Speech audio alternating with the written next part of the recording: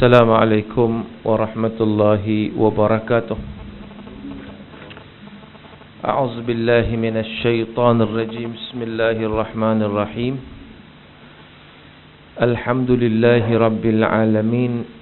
Wassalatu wassalamu ala asyrafil mursalin wa ala alihi wa sahbihi ajma'in. Rabbi shrah li sadri wa yassir li amri wahlul 'uqdatam min lisani yafqahu qawli, amma ba'd.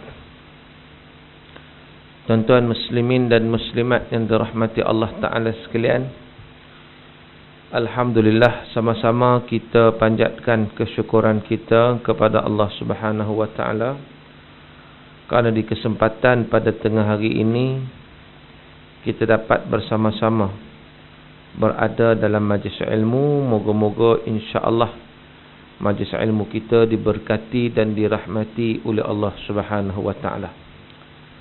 Dan sebagaimana biasa tuan-tuan, talian SMS dibuka bagi mereka yang mempunyai sebarang persoalan yang hendak dikemukakan. Boleh SMS atau WhatsApp soalan anda ke talian 019 324 1364 019 324 1364. Baik, jadi tuan-tuan dan rahmati Allah Ta'ala sekalian,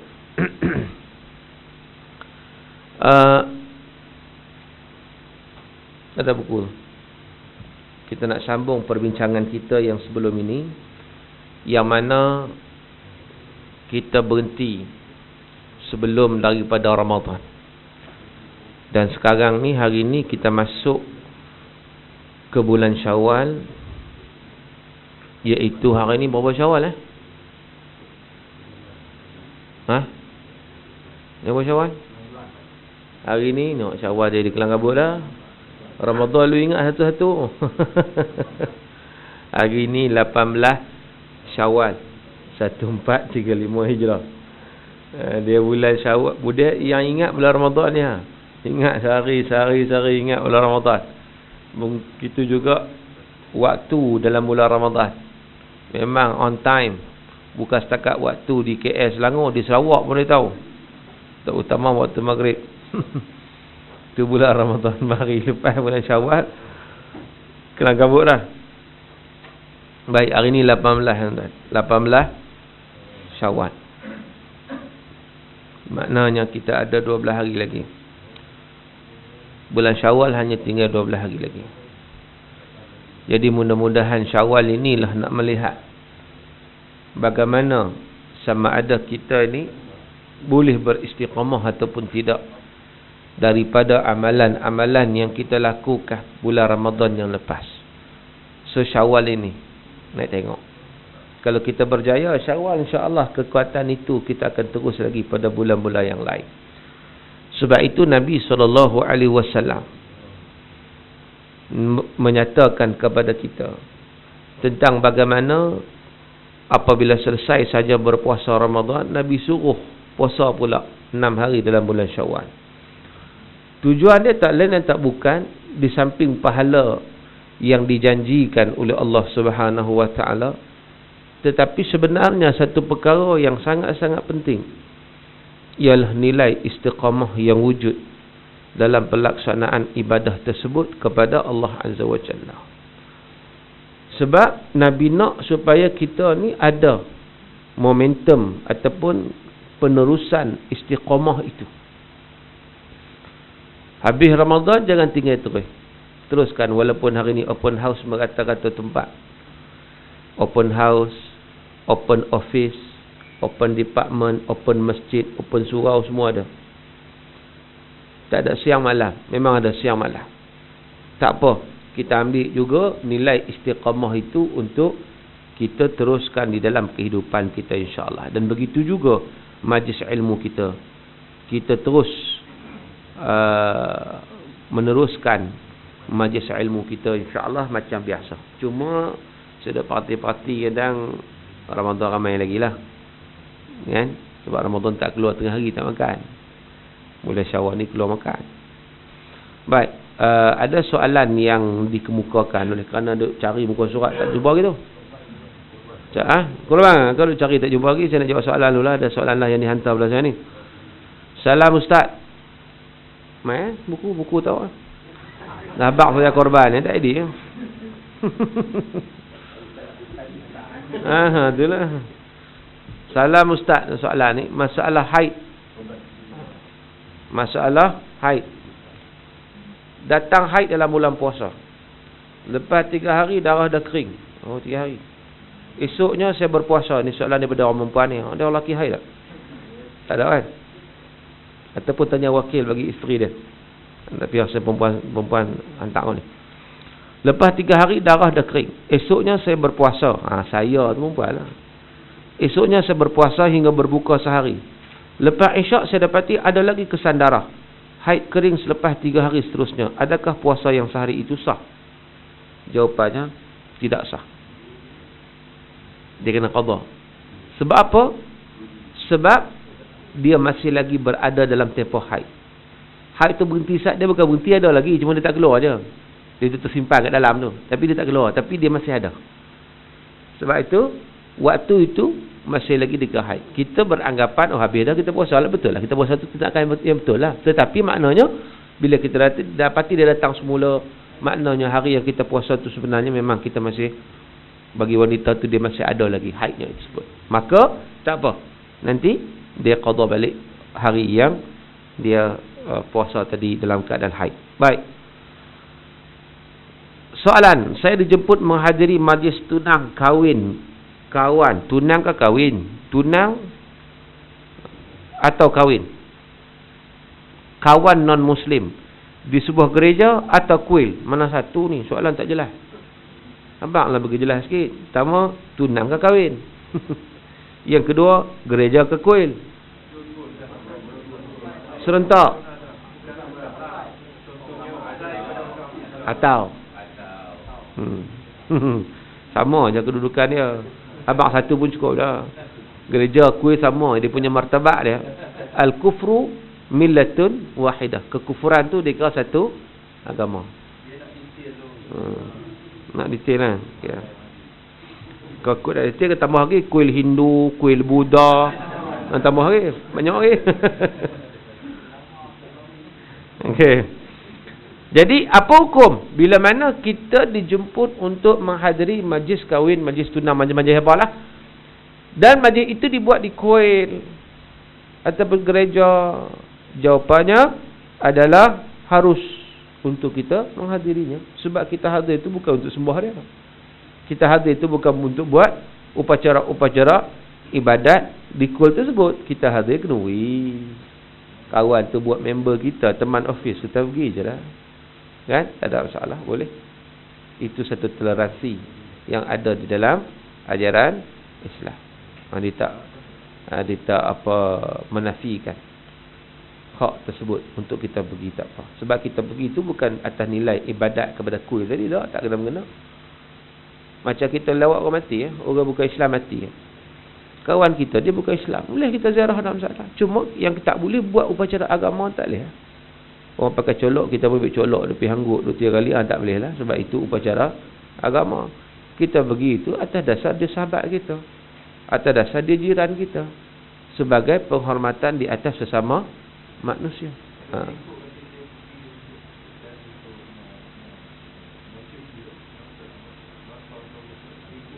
Bakar ikut dalam salah. Sebab dia tanam cara macam tu, dia bakar. Kan? Bukan ada upacara agama pun. Itu cara dilupuskan mayat dengan bakar.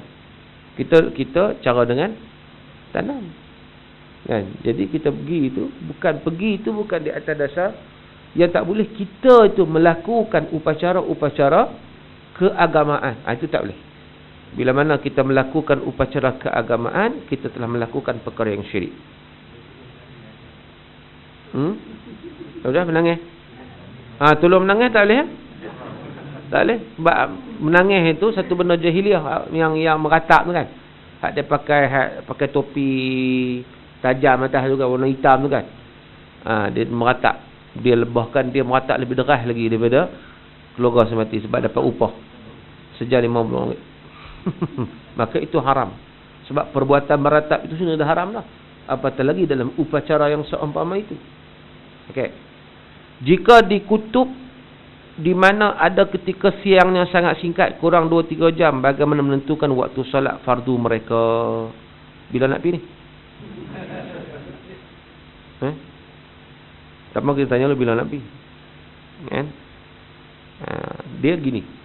Kalau setengah tempat di kutub yang tak ada siang atau tak ada malam. Tak ada siang saja. Tak ada malam saja. Kan ada kan? Atau 6 bulan siang, 6 bulan malam. So macam mana nak buat ni? Dia mengambil waktu negara yang hampir dengan dia. Kalau belah-belah kutub apa? Kutub utara ke selatan. Kat New Zealand kutub apa? Selatan dia ambil New Zealand. New Zealand kat tu dah. So dia ambil waktu New Zealand yang ada siang malam. Kan? Maka dia menggunakan anggaran waktu itu. Anggaran waktu. Macam baru ni, kalau kita lihat tentera-tentera Hamas, yang mana mereka itu tertanam dalam terowong 25 meter ke bawah selama 20 hari. Waktu tu gelap, apa pun tak ada. Gelap. Lalu orang bertanya mereka, hampa bosa tak? Bosa macam mana? Tengok jam je lah. Tengok jam, anggaran. Sebab apa? Matahari pun tak ada, apa pun tak ada. Waktu pun tak tahu. Hari bulan pun pakai agak. Tengok hari-hari jam kan. Jam tu ada. Jadi jam berjalan itu sehari okey habis. Ni waktu malam buka puasa. Solat malam apa tarawih apa. Siang. Jadi dia membuat anggaran yang seumpama itu.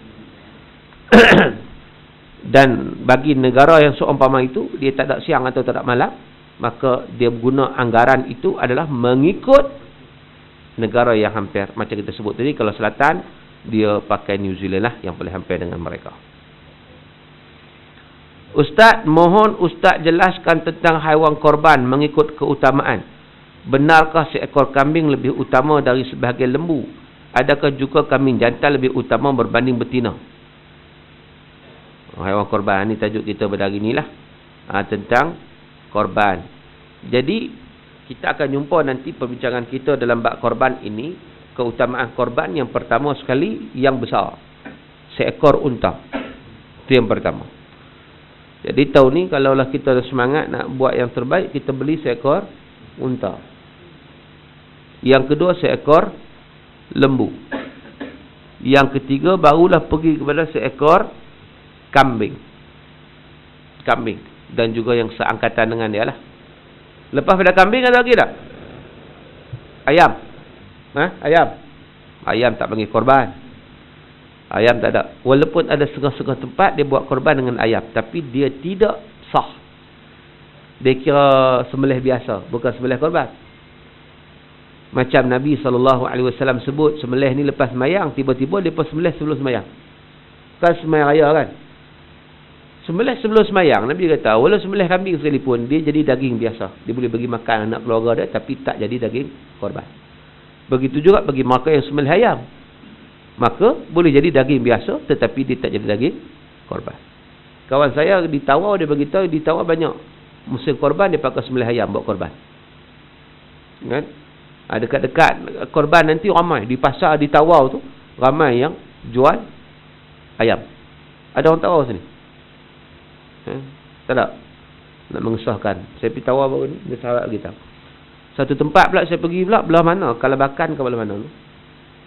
Saya pergi tempat tu lagi syok. Saya pernah cerita kat tuan-tuan dulu, di mana dia nak buat korban dengan ayam, dan sebelum dikorbankan ayam tersebut, dia wudukkan ayam itu terlebih dahulu. Maknanya ayam pun ambil wuduk. Saya bertanya dia orang nak wuduk je ayam ni. Dia wuduk pada 3 anggota. Kalau kita 4 anggota kan, wuduk ayam 3 anggota. Satu fiqh baru, fiqh wuduk ayam. 3 anggota dia. Yang pertama basuh muka dia, kepala dia lah, kan kepala dia tu. Basuh kepala dia.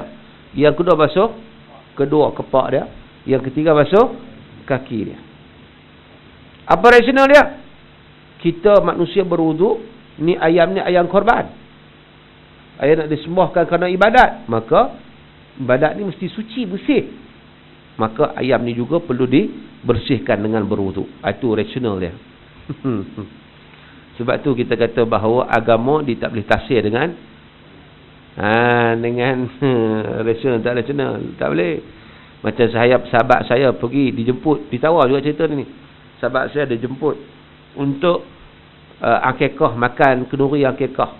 Sahabat saya pun pergi dihidangkan ayam. Sahabat saya tanya, kamu buat akikah tak? Buat akikah dengan apa? Buat akikah dengan 7 ekor ayam. Sebab dia kata, kalaulah lembu bersamaan dengan seekor lembu, 7 ekor kambing. Jadi kalau seekor kambing bersamaan dengan 7 ekor ayam. Dia guna logik dia. Dia guna logik sendiri. Benda tu tak ada pun. Kan? Dia guna logik dia. Jadi 7 ekor ayam yang saya buat ni bersamaan dengan seekor kambing. Itu rasional dia. Jadi tuan-tuan, benar ni dia tak kira akikah. Dia tak jadi. Dia jadi makan biasa, kenduri biasa. Maka dengan sebab itu dia punya keutamaan. Tapi kalau seekor kambing dengan satu bahagian lembu, sudah tentu seekor kambing lagi. Tengok yang mana lebih banyak lah. Kita kata dalam keadaan seekor kambing dengan seekor lembu lebih. Tapi kalau seekor kambing dengan sebahagian lembu, satu bahagian lembu, sudah tentu kambing hak mahal itu lebih lagi dia punya afdal dia. Sebab apa? Sebab dia lebih nak tengok kita kata yang lebih baik ialah yang paling banyak daging ni lah. Sebab satu bahagian dengan seekor, sudah tentu seekor itu lebih banyak daging daripada satu bahagian lembu. Adakah kambing jantan lebih utama kambing betina? Ini memang gender punya isu ni. Isu gender ni. Jantan dan betina sama je. Sama je. Betina boleh, jantan boleh. Kan? Tak ada masalah. Cuma kadang-kadang orang ni dia tengok nama benih. Kan? Jantan dia simpan sikit, betina banyak sikit. Gitulah, itu bukan isu dia ya. Itu isu kepada orang yang menternak. Orang menternak adalah dia punya perkiraan dia dari sudut dia nak pastikan bakar ada apa tak. Tapi makna kita jantan betina ke yang strong, yang hebat, yang tanduk dia besar. Contohnya kalau jantan tu kan, yang gemuk, yang maknanya yang sihat, yang cantik, yang lebih banyak dagingnya. Maka itu antara kategori-kategori yang terbaik dalam melaksanakan ibadah korban. Baik. Jadi tajuk kita pun korban. Lepas ni kita nak korban lah. Sekarang ni dah bulan Syawal, Zulqa'dah, Zulhijjah. Jadi berapa hari lagi? InsyaAllah. Baik. Jadi korban ni ialah haiwan yang disembelih yang terdiri daripada unta, lembu atau kambing, untuk mendekatkan diri kepada Allah pada hari raya. So 3 spesies itu saja yang dikategorikan sebagai haiwan korban. Unta, lembu, kambing. So termasuk spesies. Kalau unta lah. Kalau lembu termasuk rebau sebab dia 2 beradik tu. Kambing termasuk biri-biri, kambing gurun, kibas, itu semua adik-beradik tu kan. So 3 jenis ini saja yang termasuk dalam haiwan korban. Dan akikah sama je. Selain daripada itu dia tak termasuk. Baik. Dalil disyariatkan ialah firman Allah dalam surah Al-Kautsar, fasalli li rabbika wanhar, maka tunaikanlah salat semata-mata kepada Tuhanmu, wanhar, dan sembelihlah korban. Jadi di situ menunjukkan kepada kita penyembelihan korban itu satu perkara yang sememangnya disebut di dalam ayat Allah Subhanahu wa taala sebagaimana yang diistinbatkan oleh para ulama dalam surah Al-Kautsar ayat yang kedua. Satu, yang kedua hadis Nabi.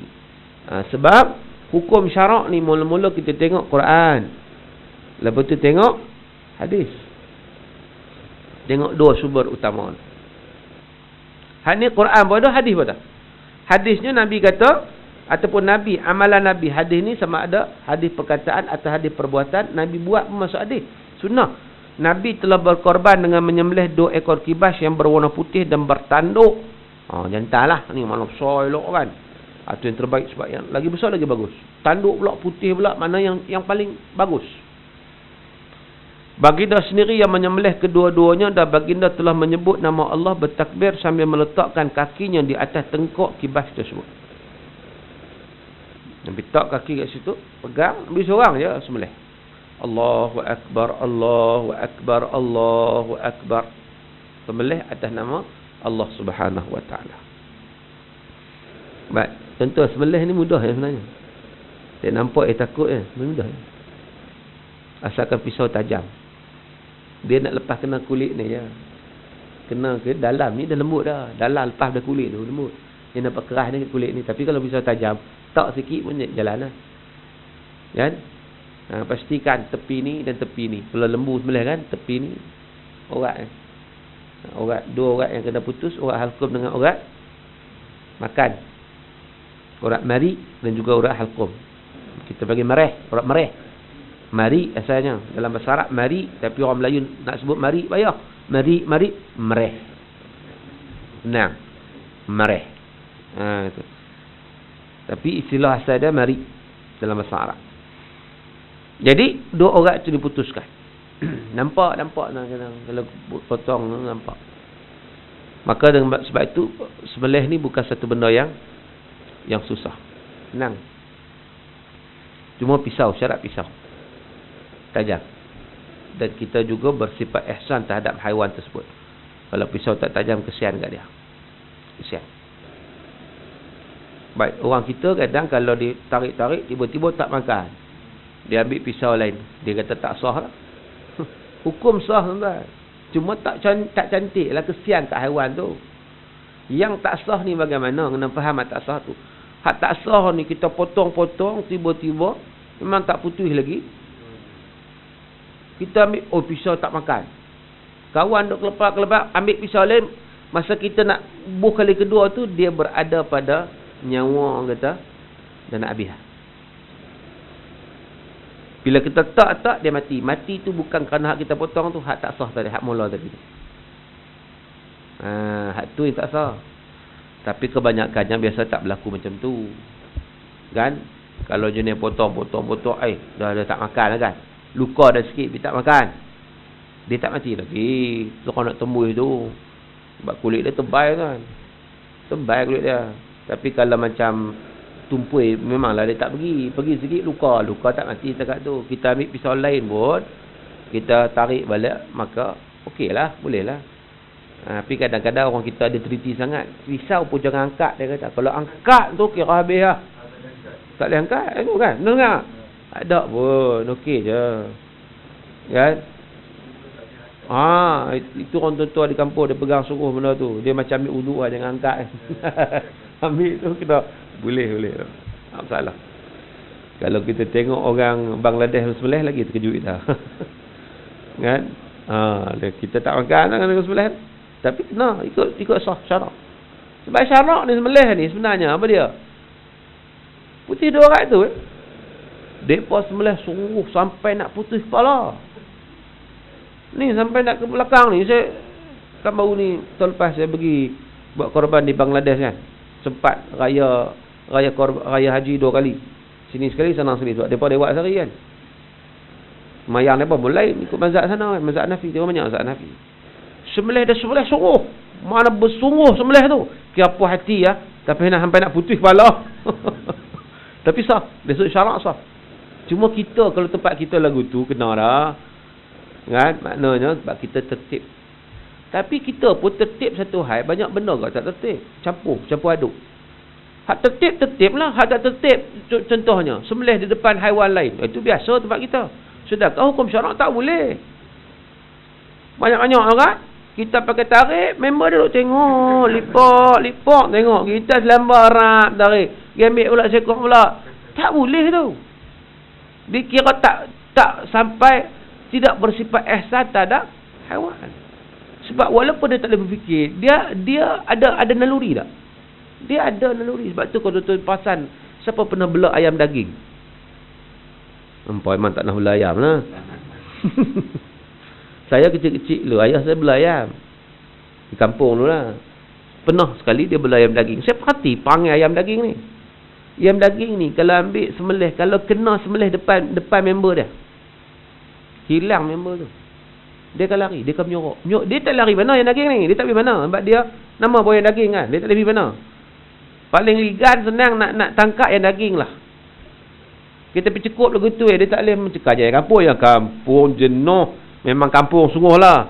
Satu kampung jenuh ligan. Payah. Ayam daging dah. Tapi nak ceritanya dia sedih. Kita nampak dia sedih. Dia menyorok duduk sedih, duduk belakang pokok. Pasal apa? Kawan dia kena sembelih. Kalau kita sembelih depan dia. Maknanya haiwan ni dia ada perasaan. Walaupun dia tak ada akal, dia ada perasaan. Contoh pasal kadang-kadang lembu mengalir mata. Mana tengok? Mengalir mata dia. Maka dengan sebab tu kita kena ada sifat ihsan terhadap haiwan. Kita tak boleh sembelih depan kawan dia. Ini kita tak jaga, tuan-tuan. Yang kedua, hak saya nampak orang kita tak jaga. Hak jaga-jaga, hak tak jaga banyak jaga. Cara merebahkan lembu. Memang kita tak jaga. Dia buat style apa? Style cowboy. Zoom tali, zoom kan. Zak balik. Okey, pijak. Masuk yang kaki, dia pun tarik tu 5-6 orang pergi. Tolak, duduk atas perut lembu tu gedebuk, tuan-tuan. Kalau kita 5 orang di atas perut kita rasa macam mana? Kan? Tak ada serius. Tak ada. Sedangkan kita boleh buat dengan elok-elok. Boleh. Cengeng lembu pun boleh buat elok. Kalau bab ni keboja pula okey. Keboja ni kadang seorang kena orang pakar lah, bukan semua orang. Seorang dia duduk kat lembu tu, dia tengok kan? Dia pegang tanduk dia. Dia kepot sikit. Dia pun dia buat kepala macam nak tu. Automatik dia akan jatuh. Kan? Dia pegang. Itu perebah lembu cantik dia. Tapi masalah ikat tak cantik dah. Dia ikat semua 4 kaki. Tak boleh. Kita masa duduk pergi ke sana dulu, sembelih kat sana, puas kita bagi tahu, buka. Ikat 3 kaki saja. Sunnah ni sunnah. Ikat 3 kaki, 1 kaki kena biar. Sebab apa? 1 kaki je. 3 ikat dah. Lepas 1. Sebab 1 tu bagi dia lah rehat, masa rehat tu. Lepas sembelih je, tarik kaki. Buka. Tapi masa ikat tu 3 je. Jadi ikat 4. Nak belakang? 3 tu, 1 tu terlepas. 1 tu terlepas belakang. Tapi bila kita sembelih je, kita tarik. Jangan ikat mati.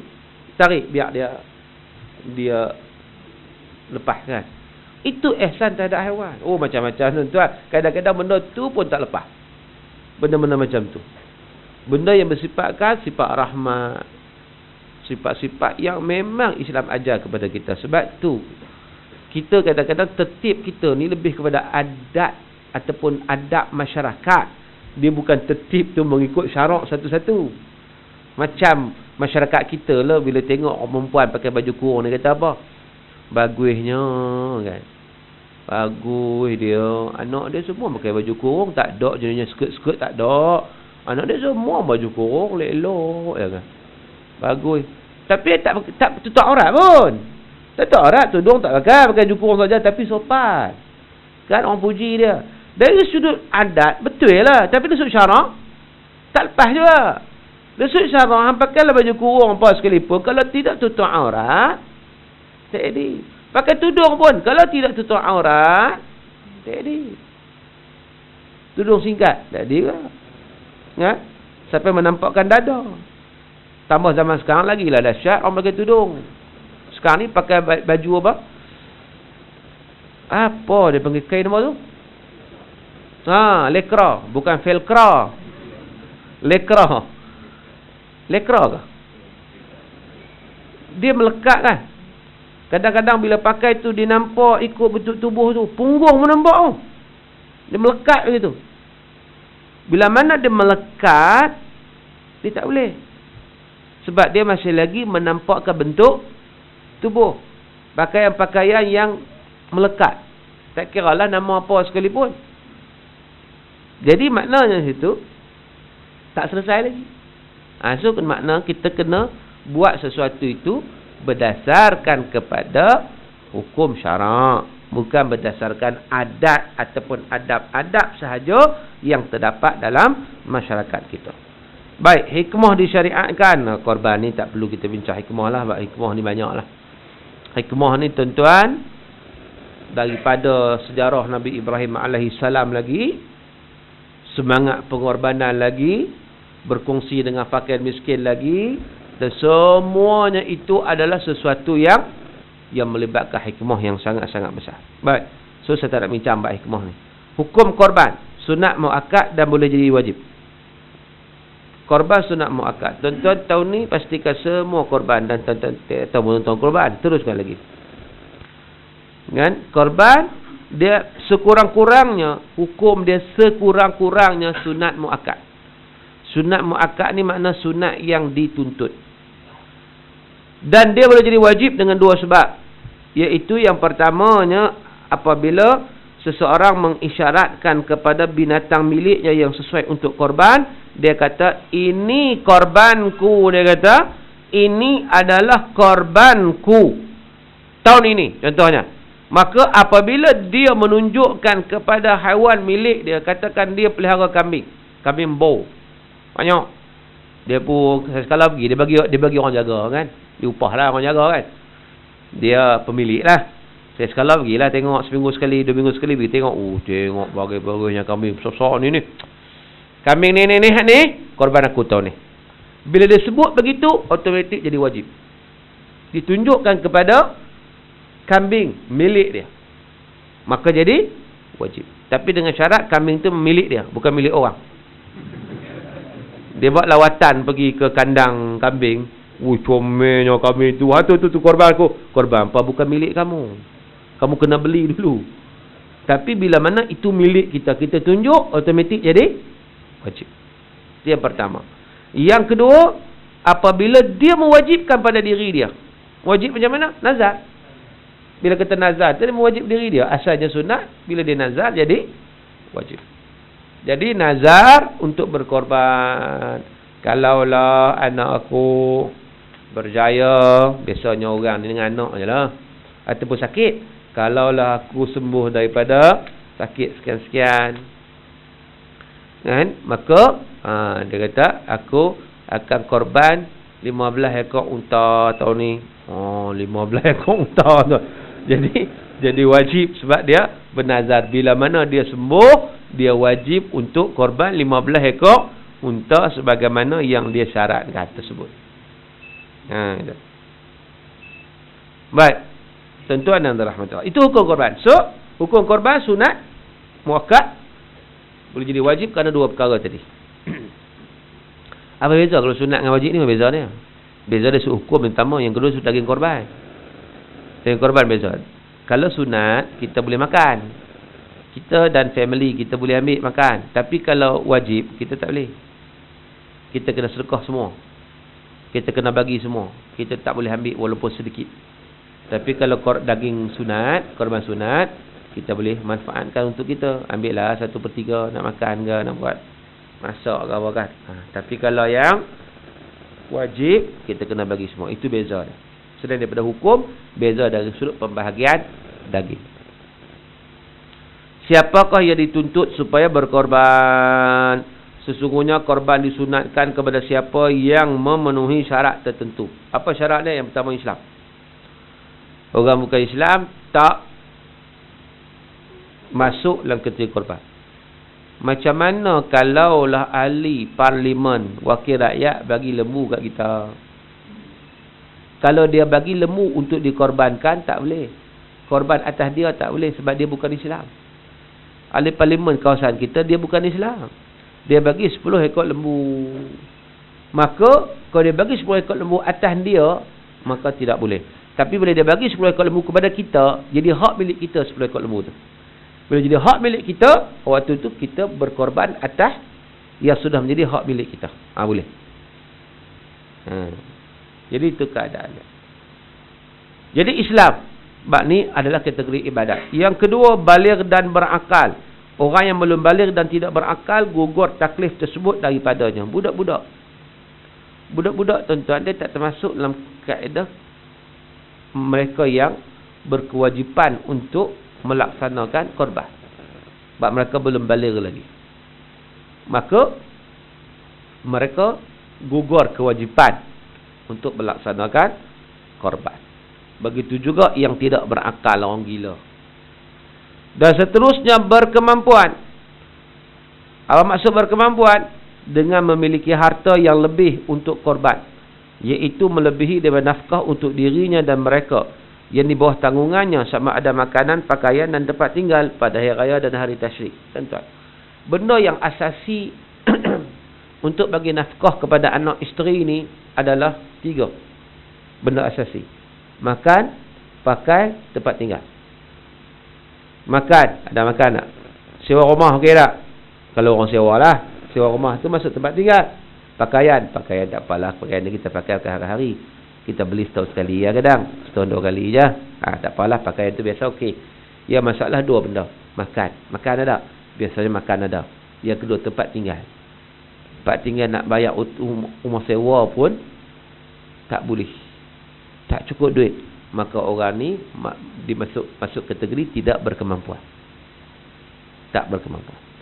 Tetapi kalaulah dia ni mampu mampu makan, mampu pakaian okey, tempat tinggal pun okey, makan cukup 4 hari tu cukup, hari 10, 11, 12, 13 hari raya dan juga hari tasyrik cukup, maka ada lebih lagi lagi RM500 lebih, maka di situ dikira berkemampuan.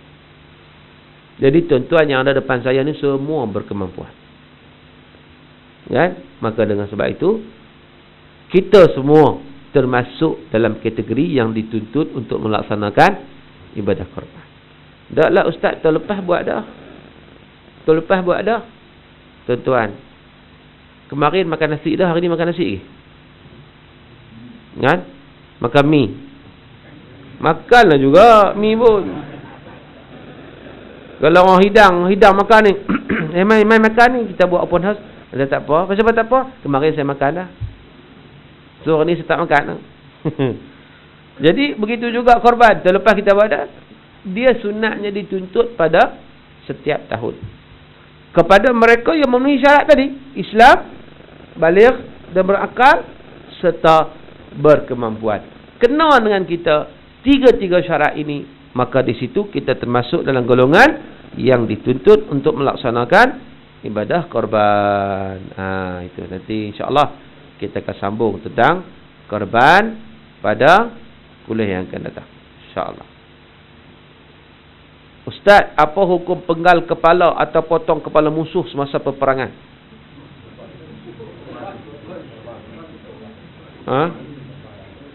Nak korban orang? Dia tengok keadaan. Kalau dalam peperangan ni, apa saja yang dia boleh nak membunuh musuh. Kalau dia tak bunuh musuh bunuh dia kan.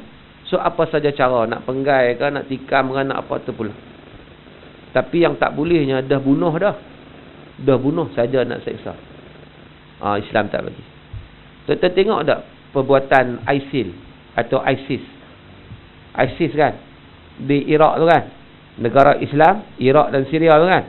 Itu adalah sesuatu yang bercanggah dengan Islam. Perbuatan mereka sangat-sangat zalim. Itu bukan negara Islam. Itu golongan musuh-musuh Islam yang menjenamakan mereka seolah Islam untuk memberi gambaran buruk terhadap orang Islam. Mereka juga membunuh para ulama, kanak-kanak, budak-budak, orang tua. Lepas sembelih gitu ya, lepas sembelih kan, potong kepala gitu ya. Ini satu kezaliman yang sangat dahsyat. Lalu mereka mendakwa mereka itu kerajaan Islam. Ini satu fitnah yang sangat-sangat besar. Sebab tu kita berhati-hati ya. Jangan mudah terikut dengan kumpulan-kumpulan yang seumpama itu, yang jelas bercanggah dengan Islam. Baik. Seterusnya ada soalan nak tanya? Ya. Detik lah hati dia dok lagi. Detik tu dia baru niat, dia baru apa? Baru berkeazaman. Dia kena sebut lah. Dia kena jelas. Kan? Dia kena lafaz. Sebab kalau benar setakatlah hati kita, baru kita ingat nak buat. Baru intention baru, keinginan baru, keazaman baru dah. Tapi kalau kita lafaz, kita nak buat nazar tadi, baru jadi nazar. Ya.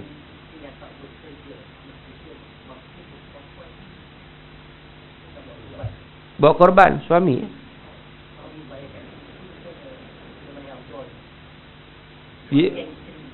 Bagian isteri.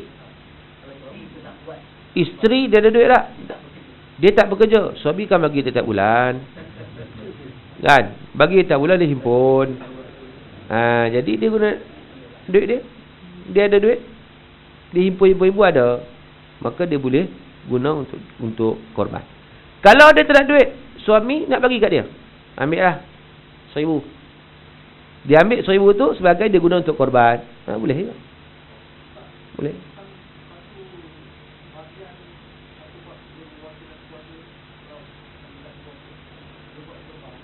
Satu bahagian. Seekor lembu baru comel. Bolehlah satu bahagian, tapi yang kata satu korban untuk satu keluarga tu seelok-eloknya seekor lembu.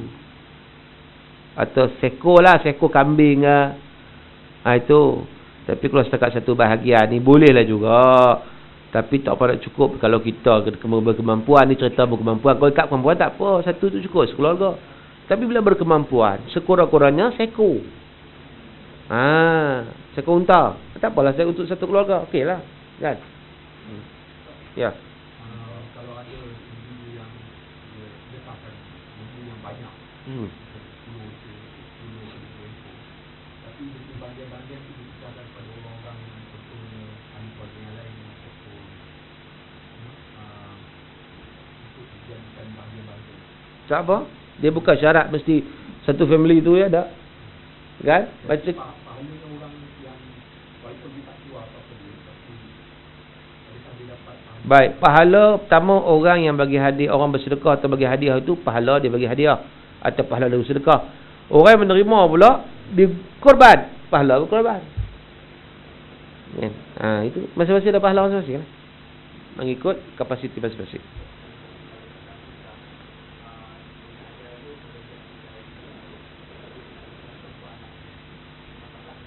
Tak ada masalah. Ya. Sebab apa? Sebab tanggungjawab akikah ni memang tanggungjawab mak ayah untuk anak yang lahir. Mak ayah dia dah besar dah. Mak dia besar dulu. Masa kecil tak akikah itu. Habislah tanggungjawab mak bagi dia kan. Tapi dia tu ada duit akikah untuk anak dia baru lahir. Maka dia akikah. Dia tidak menghalang. Dua benda berbeza. Korban tu korban lah. Akikah berkaitan dengan budak yang lahir, tanda kesyukuran. Korban ni berkaitan dengan nikmat yang Allah bagi kepada kita dalam kehidupan kita berpanjangan ni. Sebab tu dia ada waktu-waktu dia. Kalau korban waktu 10, 11, 12, 13 tu. Kekah ni budak tu lahir sampai budak tu balik. Jadi dua benda yang berbeza. Bukan nak suruh pilih nak korban ke kekah. Bukan benda pilih ni. Benda ni dua-dua dituntut. Bila mana berkaitan dengan budak, kita buat kekah. Bila mana berkaitan main tiap-tiap tahun waktu apa? Korban, kita buat korban. Wallahu a'lam. Lagi soalan? Muslimat ada soalan? Tak ada? Baik. Kalau tak ada apa, kita berhenti sekadar itu. InsyaAllah mudah-mudahan sedikit perbincangan kita diberkati dan dirahmati oleh Allah Subhanahu wa taala. Ni ada satu soalan SMS ni. Ya berpasan. Ustaz, dari segi nafkah, kalau kita berpakat isteri bayar untuk groceries, makan, suami bayar ansuran rumah, adakah dibolehkan? Bukankah bagi makan itu tanggungjawab suami? Nikih ni suami isteri bekerja lah ni. Masing-masing ada duit. Jadi nak pakat. Pakat tak ada masalah. Itu maknanya isteri dia mengetepikan hak dia. Memang hak dia patutnya suami kena bagi makan, suami kena sediakan tempat tinggal, itu. Tapi dia tahu suami dia tak cukup, tak kemampuan sangat. Kalau lah dia nak bagi belaka, dia sanggup makan ikan kering. Atau makan sesuatu yang mengikut kemampuan suami dia. Kalau dia sanggup tak apa. Tetapi kalau dia nak bertolak ansur, dia kata tak apa, I pun kerja juga, you pun kerja, tapi gaji I lebih tinggi daripada you. Kan? Jadi dia nak tolong tak ada masalah. Itu dia panggil sifat ihsan. bertolak ansur dalam rumah tangga. Memanglah rumah tangga kalau berkira tak cantik lah, kalau tak berkira tu cantik lah. Dia lebih mengharmonikan rumah tangga. Dan jangan diungkit-ungkit lagi. Itu. Kalau diungkit-ungkit dia tak jadi. Jangan dulu I dah bagi kat you lupa diri. Jangan dah bagi sudah. Kau tak bagi habaq, lebih dawat saya bagi. Kan? Memang kau mana pun, kalau dia tak bagi, isteri tak bagi pun tak apa, itu tanggungjawab suami. Untuk memastikan, tapi ikut kemampuan dia. Dia bagi makan, apa yang dia makan. Nah begitu. Cakap pada dia mampu, dia bagi.